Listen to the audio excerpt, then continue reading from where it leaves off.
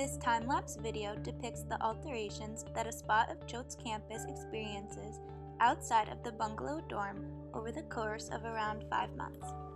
The location of this photograph is situated within a temperate deciduous forest biome. This biome occupies most of the eastern part of the United States. Precipitation varies from 28 inches to 60 inches per year and is distributed evenly throughout the year. Frost can occur throughout the biome. There are also 4 distinct seasons: spring, summer, fall, and winter.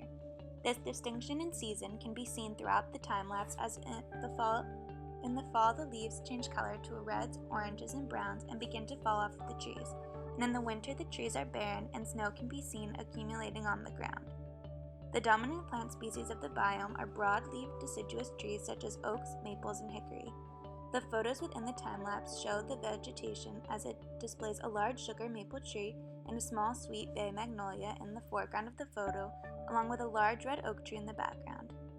A plagioclimax community is an area or habitat in which the influences of humans have prevented the ecosystem from developing further. The ecosystem may have been stopped from reaching its full climatic climax.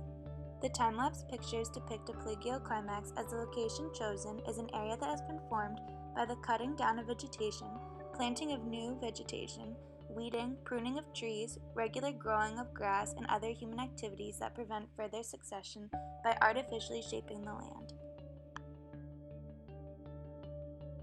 The location of this time-lapse can be a source of pollution, as the fertilizers and pesticides used to maintain the landscaping of the school pose the threat of entering water sources through surface runoff. A non-point source pollutant refers to dispersed and often difficult to identify sources of pollution, rather than a single identifiable source like a smokestack. The excess fertilizers, insecticides, and herbicides from residential areas can be picked up by surface runoff, as the flow of water from precipitation from stormwater and meltwater pick up the man-made contaminants or natural forms of pollution such as rotting leaves. By viewing the seasonal change at one spot on campus, people can analyze the characteristics of the environment and recognize how the environment is constantly changing.